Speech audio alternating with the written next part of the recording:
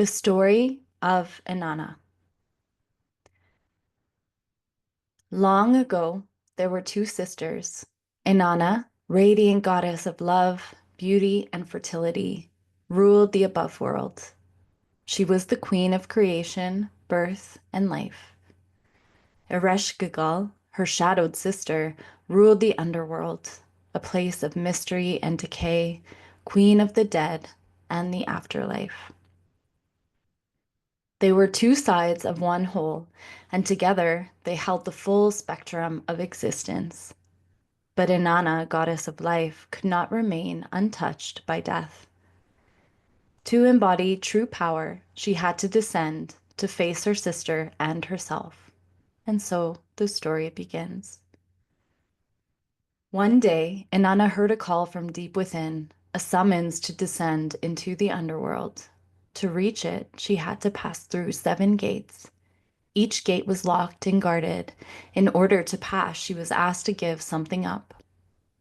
At the first gate, she gave up her crown, her power, her authority, a symbol of her identity. At the second gate, she was forced to surrender her lapis earrings, the symbol of connection to the divine, to her magic and intuition. At the third gate, her necklace, a double strand of lapis beads, a symbol of beauty, charm, and the ability to communicate freely. At the fourth gate, she surrendered her breastplate, her protection for survival, now laid bare, vulnerable, and utterly open. At the fifth gate, her ring of power, and with it, surrendering her need for justice. At the sixth gate, her ankle bracelets, another act of sacrifice in order to carry on. And at the seventh and final gate, she had no choice but to surrender her robe. And at this final gate, she found herself fully naked and exposed, stripped of her divine possessions and all she knew before. Just then, the seventh gate opened, and she crossed the threshold into the underworld, naked, unadorned, without power or protection, as she entered the throne room of her sister, Ereshkigal. There was no warm welcome. There was no mercy. Ereshkigal, embodying the rawness of death, struck her down. Weak and unable to fight, Inanna was hung on a meat hook in the shadows of the underworld, there suspended between two worlds, neither alive or dead.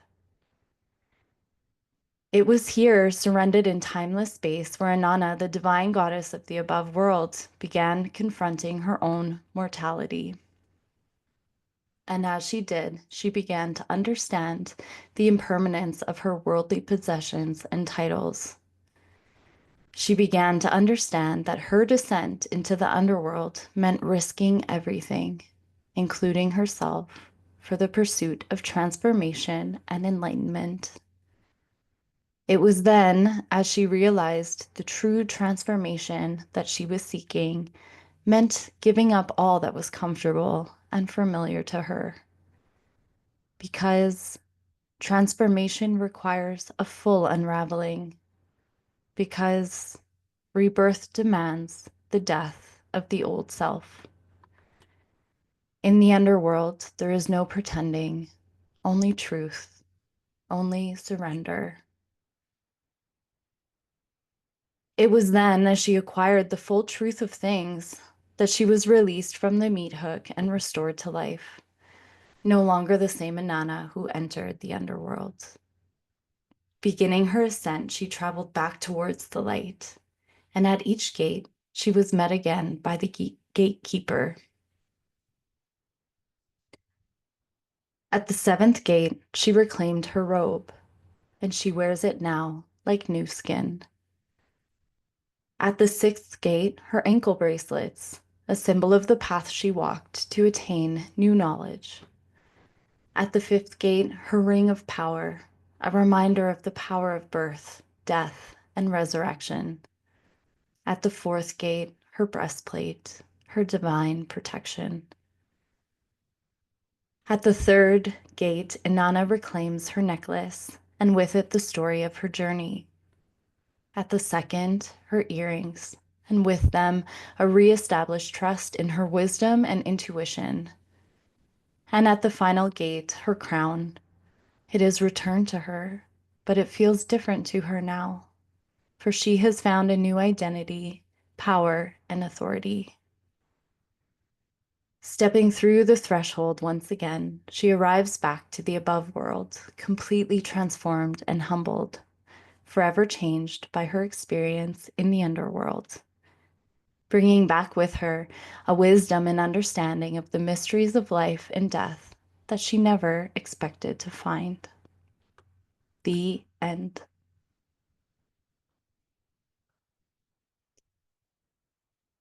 I want to take a moment to acknowledge that the story of Inanna comes from ancient Sumer in what is now southern Iraq. It's one of the oldest recorded myths we have, carved into clay tablets over 4,000 years ago.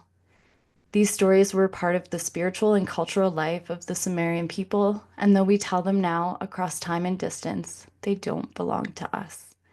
In retelling this story, I do so with deep respect for its origins and in awe of the ancestors who kept it alive long before it reached us.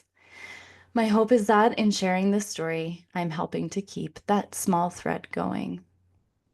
Though I do not claim it, I honor it. Thank you.